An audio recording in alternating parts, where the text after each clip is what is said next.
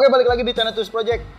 Kali ini kita mau bercerita tentang impresi saya 2 tahun memakai knalpot Rob One dan ada beberapa perbaikan yang saya lakukan di knalpot Rob One dikarenakan ya memang rusak ya, ada kerusakan lah gitu setelah 2 tahun pemakaian. Nah, apakah itu kerusakan wajar atau enggak? Mungkin nanti teman-teman bisa sharing juga di akhir video dalam kolom komentar. Jadi untuk penjelasannya atau detail apa aja yang saya perbaikin, langsung aja kita ke videonya. Yuk.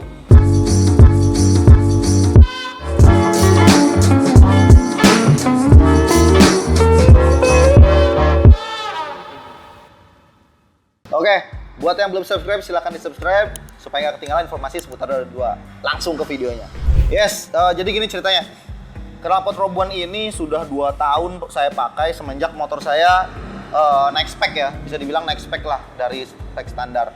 Jujur aja saya sampai saat ini puas banget pakainya karena emang saya ngincer knalpot yang silent. Jadi pengennya sih aman aja di jalan walaupun ya tergantung polisi juga di jalan ya, kadang Rob One ini juga kena gitu.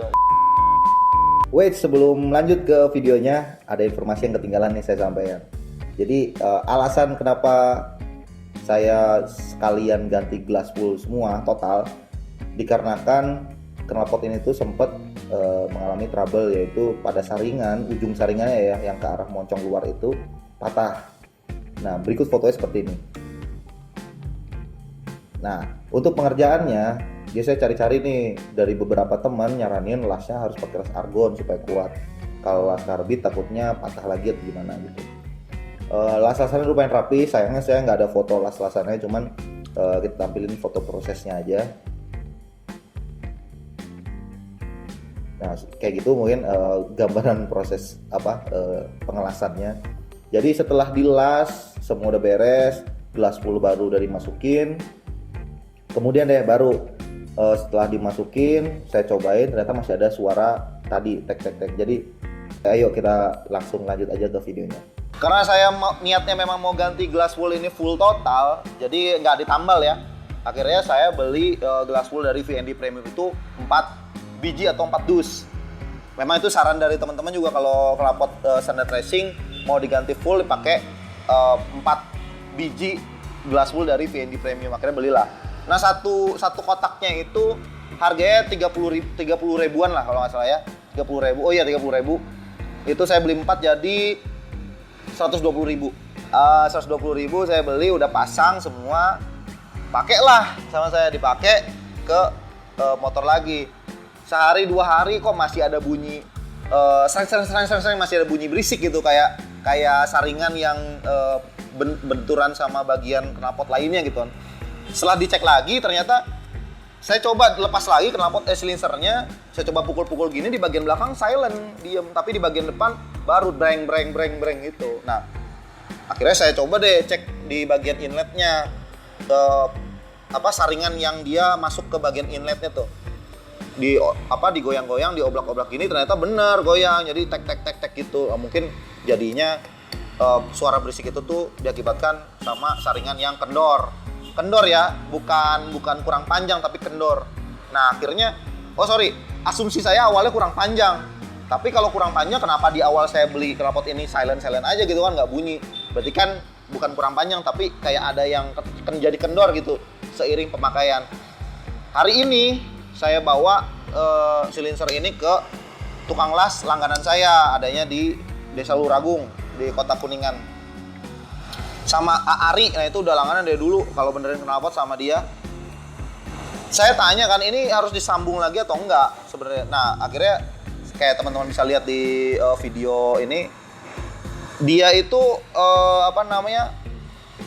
nggak dilas tapi di bending, sebutannya di bending ya. Walaupun sebenarnya di bendingnya itu pakai alat cutting, itu yang dia rolling, yang di scroll itu, yang dia puter-puter di alat itu tuh, itu alat cutting untuk pipa. Nah, awalnya saya bilang ini mau dipotong, enggak, ini cuma mau di bending aja, jadi dikecilin lah lubangnya gitu. Akhirnya dicobain, dimasukin, pas, udah nggak bunyi-bunyi lagi. Overall, knalpot Rob One ini sudah bisa saya pakai lagi dengan semestinya tanpa ada suara-suara aneh. Ya gitu, cuman kekurangannya sekarang saya harus beli per knalpot karena pernya juga mulai aus.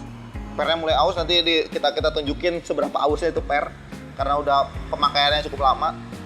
Dan saya masih akan bertahan pakai knalpot ini. Sebenarnya ada beberapa calon knalpot yang saya lumayan minat ya. Salah satunya itu dari brand Malaysia, itu ada mereknya Cardinals. Cardinals itu dari Malaysia. Nanti kita share juga fotonya seperti ini. Itu foto knalpotnya. Jadi dia saya knalpot kondoman ya, kayak knalpot standar racing juga. Cuman dia nggak pakai glass pull. Kalau nggak salah itu nggak pakai glass pull. Jadi tetap ada skat-skatnya gitu. Itu harganya juga kalau dari sellernya tuh saya lihat 1,5 juga ya, seharga Rogue One juga ya. Oke, mungkin kesimpulannya gitu. Jadi perbaikan yang saya lakukan adalah las argon di bagian saringan di dalamnya. Terus yang kedua penggantian glass pull dengan VND premium. Kemudian ngebending bibir dari saringan yang masuk ke inlet. Dan yes, overall saya puas dengan hasilnya. Tapi penasaran dengan suaranya kayak gimana? Memakai glass pull dari VND, langsung aja kita dengerin suaranya, yuk. Oke, untuk suara idle-nya kayak gini. Kita nggak deket-deket knalpot ya, karena di video knalpot sebelumnya yang kita sempet rame juga tuh nonton video, dibully habis-habisan gara-gara kita cek sound knalpot bener-bener ditempelin. Jadi yang ada suara angin doang. Nah kali ini kita cek sound nggak deket-deket knalpot, jadi secukupnya aja. Jadi kayak gini suara idle-nya. Coba kita geber.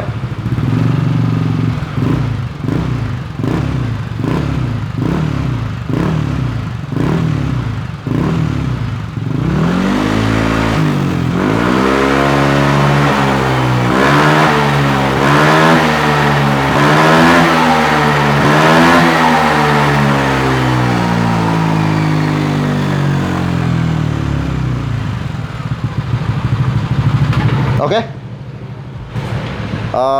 saya rasa cukup sekian.